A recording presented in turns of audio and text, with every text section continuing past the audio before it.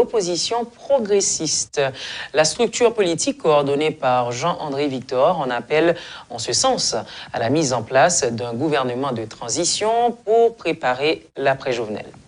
On a parlé de tout secteur politique, on a parlé de tout secteur économique, de tout secteur religieux, de toute organisation professionnelle, de toute société civile, de tout groupe organisé qui gagne dans le pays, de toute force vive population.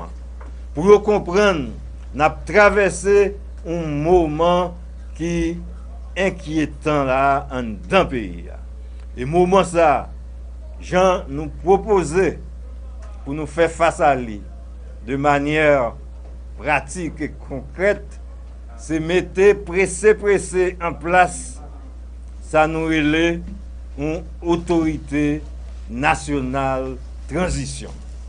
Autorité nationale transition, sans discrimination aucune, il gagne pour réunir toutes forces vives pour mettre en discussion deux bagailles qui sont fondamentales, qui gens que n'a organisé une nouvelle transition dans le pays pour ne pas sembler à l'ancienne transition, de manière que nous assurons que nous avancé dans le procès pétro-caribéen, de manière que nous assurons que affaire conférence nationale souveraine que nous avons parlé, nous avancer là-dedans dans la règle doit être.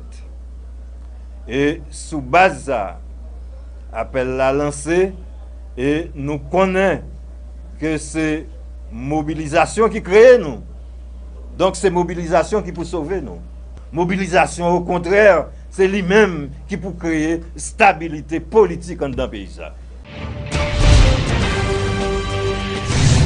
En dépit de la libéralisation du secteur, l'approvisionnement des produits pétroliers demeure difficile en raison de la faiblesse de l'économie. 6 compagnies pétrolières tirent la sonnette d'alarme sur les risques d'une rupture d'approvisionnement en hydrocarbures. Les compagnies Kimazu, Bandari Haïti SA, Cap Invest, Dinasa et Sol Haïti, dans une correspondance au ministre de l'Économie et des Finances, préviennent qu'elles ne disposent pas d'assez de ressources financières pour placer des commandes de produits pétroliers sur le marché international. Les responsables des compagnies ont adressé le 29 mai 2019 une deuxième correspondance au ministre Ronald Décembre parce que la première n'avait provoqué aucune réaction du grand argentier de la République. Suite à notre courrier en date du 15 mai, resté à cette date sans réponse, nous voulons attirer votre attention une nouvelle fois sur le fait que la situation financière de l'industrie que nous représentons n'a fait qu'empirer à cause de l'augmentation du prix du pétrole sur le marché international et de la dépréciation continue de la gourde. De ce fait, et à partir de ce jour, les compagnies pétrolières signataires de ce courrier se voient obligées de vous informer qu'elles ne seront bientôt plus en mesure d'assurer l'approvisionnement des carburants en Haïti à cause de l'appauvrissement de leur trésorerie résultant du non-paiement des taxes à rembourser par le Trésor public, précise la correspondance de l'Association des professionnels du pétrole. Plusieurs députés montent au créneau et s'inscrivent en faux contre la déclaration du président du bureau, Gary Bodo, faisant croire que 72 d'entre eux sont prêts à démissionner afin de faciliter le dénouement de la crise. Ces parlementaires précisent qu'ils n'ont pris part à aucune rencontre autour de cette question. Ces députés affirment que seule la population de leur circonscription peut révoquer leur mandat. Compagnies différentes. Et puis le président Jovenel Moïse doit quitter le pouvoir après la publication du dernier rapport de la Cour des comptes dans lequel sa compagnie Agritrans est pointée du doigt. C'est ce qu'ont fait savoir ce lundi les responsables de forces de l'opposition progressiste, une branche radicale de l'opposition. Dans son dernier rapport sur la gestion des fonds Petro-Caribé, la Cour supérieure des comptes et du contentieux administratif a indiqué que la gestion des fonds était inefficiente et non économique. La Cour a démontré que les étapes clés liées à la saine gestion des projets immobiliers n'ont pas été suivies et, ce faisant, les projets d'investissement et les contrats liés au fonds Petro-Caribé n'ont pas été gérés de façon efficiente et économique. De plus, aucune préoccupation sur les générations futures n'a été prise en compte dans la mise en œuvre de ces projets, précise le rapport. La Cour a clairement établi que dans l'ensemble des documents pertinents étaient manquants dans la plupart des projets et contrats examinés, malgré la valeur monétaire des investissements en cause. Il a dès lors été impossible de réaliser un audit exhaustif de plusieurs projets.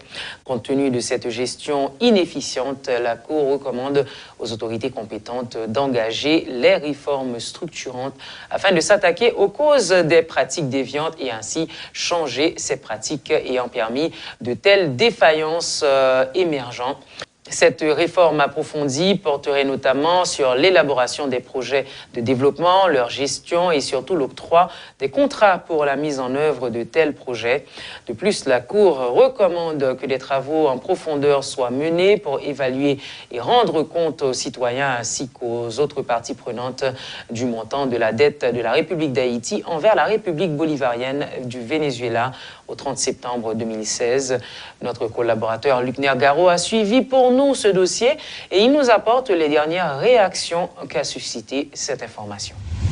Merci Laurence et salut à toutes et à tous. Alors, ce qu'il faut d'abord souligner, Laurence, c'est que c'est un rapport de plus de 600 pages, dont une nouvelle copie, une copie corrigée, a été soumise au Sénat de la République ce lundi, justement, parce que les membres de la Cour des comptes parlent d'erreurs dans le précédent document remis au Sénat. Donc, il y a une version corrigée. On se le rappelle, il y avait des erreurs, notamment dans les devises, soit en gourdes ou en dollars pour certains montants. Alors, s'il faut revenir sur ce rapport, globalement, on parle d'un rapport qui indexe plusieurs institutions, plusieurs organismes autonomes de l'État à travers des projets mal réalisés, qu'il s'agisse du ministère de la Santé, du FAES, et, du Parlement. Des compagnies privées sont indexées dans ce rapport. Mais depuis jeudi, le rapport a été remis au Sénat. Ce qui a retenu l'attention, ce qui retient l'attention, on parle de ce dossier qui concerne l'actuel président de la République, Jovenel Moïse, qui à l'époque était président d'une firme qui s'appelle Agritrans. Le premier rapport de la Cour des comptes a fait état d'irrégularité dans un contrat entre l'État haïtien et la firme Agritrans, et il y avait une confusion concernant la devise. Est-ce que le montant était en gourdes ou en dollars? La Cour des comptes avait promis d'aller vérifier, d'aller approfondir les recherches. Maintenant, c'est à travers ces recherches approfondies que la Cour dit avoir constaté qu'il y avait une certaine irrégularité, en ce sens que le contrat passé entre l'État haïtien et la firme Agritrans pour la réhabilitation de tronçons de route, notamment dans le grand nord du pays, eh bien, ce même contrat, ou encore ce même projet, fait état d'un autre contrat avec une autre firme pour le même projet et la même réalisation. Donc, la Cour des comptes a souligné que la firme Agritrans a reçu de l'argent, un contrat estimé à 39 millions pour réhabiliter ce tronçon de route, et parallèlement, il y avait une autre firme, Betex, qui avait aussi reçu de l'argent sur un autre contrat pour réhabiliter ce même tronçon de route. Donc, c'est ce qui a fait débat durant tout le week-end, et jusqu'à ce matin, les réactions concernent surtout l'implication de Jovenel Moïse, à l'époque citoyen, dans un stratagème de corruption, de détournement de fonds. C'est comme ça que la Cour parle de ce dossier. Donc, qu'il s'agisse du sénateur Yugela Tortue, par exemple, qui a fait état de ces informations, qu'il s'agisse des membres de l'opposition, comme Maurice Jean-Charles, André Michel et tous ceux qui parlent sur ce dossier, le point, le focus, c'est sur cette implication présumée de l'actuel président Jovenel Moïse dans un stratagème de détournement de fonds à travers ce dossier de firmes pour un seul projet. Selon la Cour, c'est 2 firmes avec même numéro de NIF, mais c'est CIF pour les entreprises, mais aussi même numéro d'agrément. Donc pour les contrats, ce serait le même numéro de patente et d'agrément. Donc ce matin, dans plusieurs stations, il y avait beaucoup de réactions et les conseillers du président aussi étaient dans la presse ce lundi pour expliquer plus ou moins cet amalgame. L'explication fournie par les conseillers du président, c'est que le président ne sait rien de cette autre firme. Et selon Guy Chardoré, qui est conseiller du président, quand le ministère des Travaux publics passe un contrat pour réhabiliter ou construire des routes, mais ça peut arriver que l'État traite avec plusieurs firmes. Chaque firme peut soit faire une partie de la route ou faire des travaux différents. Donc ça veut dire soit on peut négocier avec des firmes pour plusieurs parties, donc à chaque tronçon une firme, ou pour le seul projet, chaque firme fait quelque chose pour réhabiliter ou construire la route. Donc c'est l'explication fournie par le conseiller du président, notamment Guy Chardoré. Maintenant, à ces explications fournies par le conseiller du président, s'ajoute cette déclaration de presse, je dirais, du directeur général de la DGI. Parce qu'on parle de patente, on parle de NIF. Donc, le directeur général de la DGI, Miradé Morland, a rencontré la presse ce lundi pour déclarer que les firmes Agritrans et Bitex sont 2 firmes différentes avec 2 cartes d'identification fiscale différentes. Donc, selon le directeur général, il n'a jamais été consulté. La DGI n'a reçu aucune visite des enquêteurs de la Cour des comptes en ce qui concerne ces 2 entités qui auraient le même numéro de CIF et le même numéro d'agrément. Selon la DGI, l'Agritrans est une compagnie avec un numéro de CIF, donc carte d'identification fiscale. Bitex, c'est encore une autre compagnie avec un autre numéro de CIF.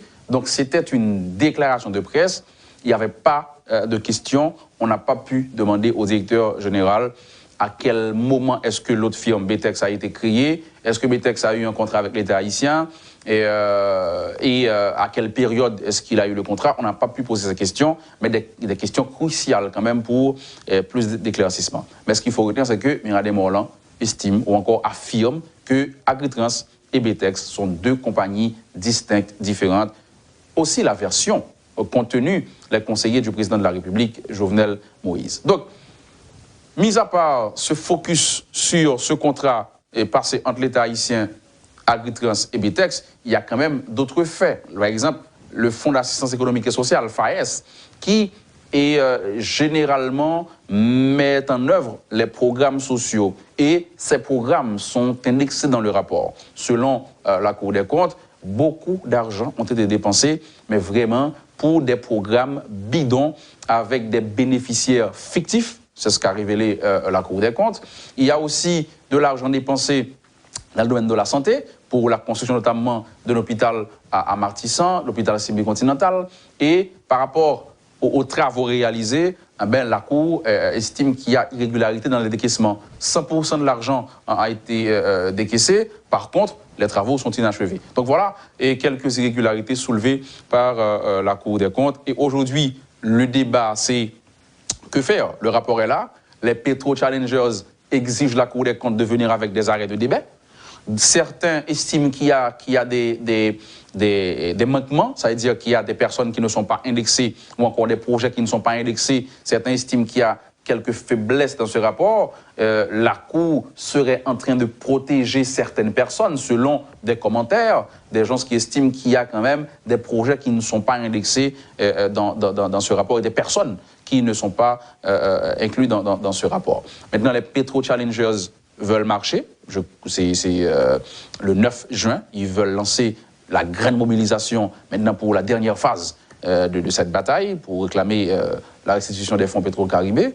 Entre-temps, le président lâche ses conseillers dans la presse, Odier Rivaux, Reynald Lubéris ou encore Guy Chardoré. Ils sont dans la presse pour apporter des précisions. Maintenant, les explications sont fournies. Le rapport de la Cour des comptes, il est là. à chacun maintenant de pouvoir faire une déduction des conclusions, mais tout le monde est d'accord, selon les commentaires, c'est à la justice de déterminer qui est coupable ou qui ne l'est pas, bien que déjà des gens s'exigent la démission du président de la République parce que moralement, il ne serait plus apte à diriger parce que son nom est cité. D'autres parlent de certaines manœuvres du président, notamment placer quelqu'un à la cour d'appel, ne pas nommer ou encore renouveler le mandat de certains juges qui travaillent sur des dossiers de corruption. Donc, ce serait, selon certains commentaires, des manœuvres du président de la République pour se protéger.